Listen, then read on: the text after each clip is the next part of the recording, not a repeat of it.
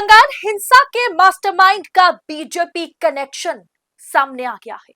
ममता बनर्जी ने जिसके बाद गिरफ्तारी कराई और चुनाव से पहले भारतीय जनता पार्टी अमित शाह बुरी तरह से फंस चुके हैं, क्योंकि ममता बनर्जी ने कहा था कि मालदा के मथाबाड़ी में जो कुछ भी हुआ है उसके लिए भारतीय जनता पार्टी जिम्मेदार है।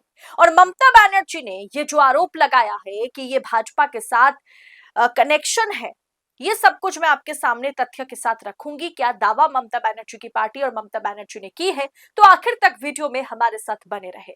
नमस्कार, मैं हूं आपके साथ अदिति और आप 4 PM देख रहे हैं।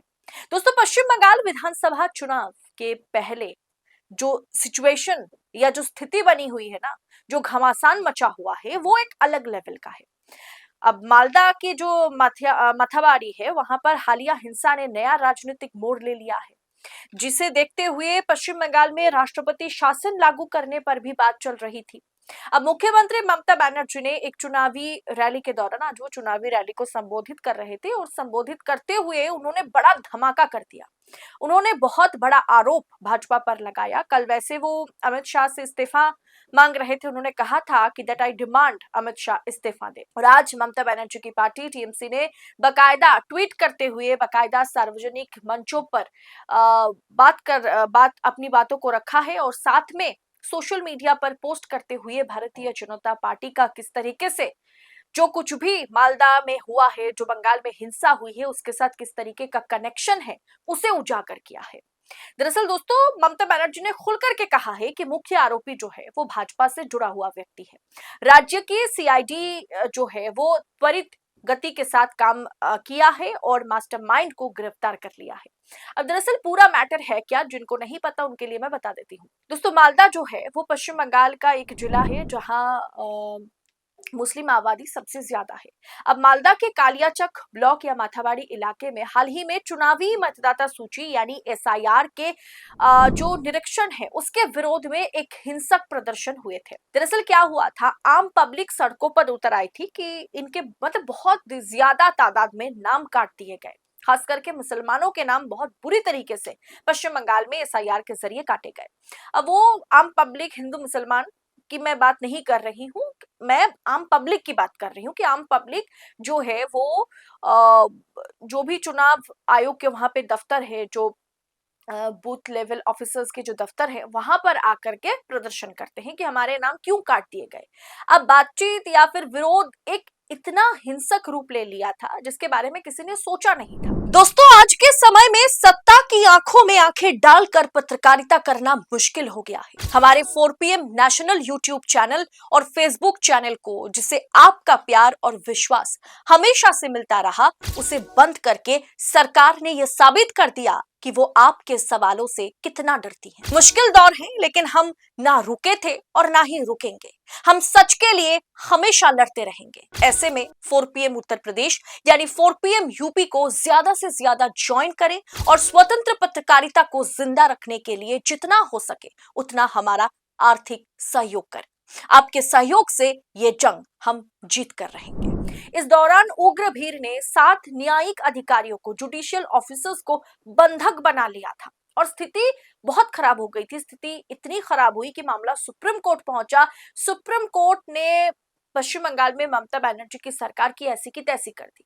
और जाहिर सी बात है, तो ममता बनर्जी के लिए एक बहुत बड़ा सेटबैक था कि अगर वहां पर 7 जजेस को अगर इस तरीके से बंधक बनाया जाए। अब आखिर एक सामान्य विरोध इतनी मतलब क्रूरता के साथ स्थिति वहां पर क्यों बनी, वो भीड़ जो है वो हिंसा क्यों हुई, वहां पर हिंसा क्यों हुई, ये तमाम चीजों के लिए ममता बनर्जी ने इसे सीआईडी को सौंप दिया, इस काम को कि सीआईडी इसकी जांच करे। और इधर सुप्रीम कोर्ट ने कहा कि एनआईए इसकी जांच करने वाली है। अब दोस्तों, इसमें जो मास्टरमाइंड है उस पर एक बहुत बड़ा खुलासा है, उसका भाजपा के साथ किस तरीके का कनेक्शन है वो सामने आया है। दरअसल मास्टरमाइंड का खुलासा और गिरफ्तारी जो है वो ममता बनर्जी ने करवाई है, क्योंकि ममता बनर्जी की सीआईडी ने एनआईए पहुंचने से पहले या एनआईए के पश्चिम बंगाल पहुंचने मतलब पहुंचते पहुंचते ही सीआईडी ने दरअसल 2 आरोपियों को गिरफ्तार कर लिया है। इस पूरे के पूरे मैटर को, पूरे के पूरे केस को क्रैक किया है। ममता बनर्जी ने, मतलब ये सब कुछ मैं नहीं कह रही हूँ, ये रिपोर्ट और सब कुछ ममता बनर्जी और तृणमूल कांग्रेस का दावा है। दरअसल ममता बनर्जी ने जो हरिरामपुर की रैली को आज वो संबोधित कर रहे थे, उसमें उन्होंने खुलासा किया कि पूरी साजिश का मुख्य सूत्रधार जो है वो मुफक्किरुल इस्लाम है। मुफक्किरुल इस्लाम जो है वो पहले एआईएमआईएम का उम्मीदवार था। 2021 चुनाव में वो मालदा से चुनाव भी लड़ते हुए नजर आए थे। मुफक्किरुल जो है वो एआईएमआईएम के सदस्य हैं और साथ ही सीआईडी ने उन्हें बागडोगरा एयरपोर्ट से उस वक्त दबोचा जब वो राज्य से भागने की कोशिश में था। अब दोस्तों 2021 में एआईएमआईएम के कैंडिडेट ने इस बार मालदा में इतना बवंडर क्यों मचाया, उस पर सवाल तो उठेगा ही ना। आपके स्क्रीन पर इस व्यक्ति को आप देख रहे हैं और साथ में आप ये वीडियो भी देख रहे हैं जो इकट्ठे हुए लोगों को भड़काते हुए वहां के जो एसएसपी हैं, जो पुलिस अधिकारी है, सबको ललकारते हुए गाड़ी के छत पर चढ़ करके दबंगई दिखाते हुए, दादागिरी करते हुए नजर आ रहे थे। ये एआईएमआईएम के जो 2021 के उम्मीदवार रह चुके हैं और आपको पता है इस बार एआईएमआईएम जो है वो हुमायूं कबीर के साथ, जी हाँ वो हुमायूं कबीर जिन्होंने मुर्शिदाबाद में बाबरी मस्जिद बनाने का ऐलान किया था और उस कार्यक्रम में वो लगे भी हुए हैं। दरअसल जिसपे पॉलिटिकल एक्सपर्ट्स की बात की जाए तो पॉलिटिकल एक्सपर्ट्स के मुताबिक या जो बंगाल की राजनीति को समझते हैं उनके मुताबिक ये ममता का जो वोट बैंक है ना, मुस्लिम वोट बैंक है, उसे स्प्लिट करने की कोशिश में हुमायूं कबीर को भारतीय जनता पार्टी ने मैदान में उतारा है। कनेक्शन को समझिए, डॉट्स को समझिए कि एआईएमआईएम के जो उम्मीदवार रह चुके हैं, एआईएमआईएम के जो नेता हैं, वो इस तरीके से मतलब भीड़ को उन्माद बनाने में, भीड़ को हिंसक बनाने में बहुत तरीके अपनाए पश्चिम बंगाल के मालदा डिस्ट्रिक्ट में। अब वही एआईएमआईएम जो है वो हुमायूं कबीर के साथ इस बार अलायंस में है पश्चिम बंगाल में। हुमायूं कबीर जो है वो इससे पहले भारतीय जनता पार्टी में थे और भारतीय जनता पार्टी के टिकट पर चुनाव भी लड़ चुके थे। उसके बाद वो टीएमसी जाते हैं, फिर टीएमसी छोड़कर अब वो अपनी पार्टी बनाते हैं और बाबरी मस्जिद बनाने का ऐलान करते हैं और इस बार एआईएमआईएम असदुद्दीन ओवैसी की पार्टी उनके समर्थन में उतरी हुई है। अब कौन किसका बी टीम है, 2+2=4, इसे आप समझिए।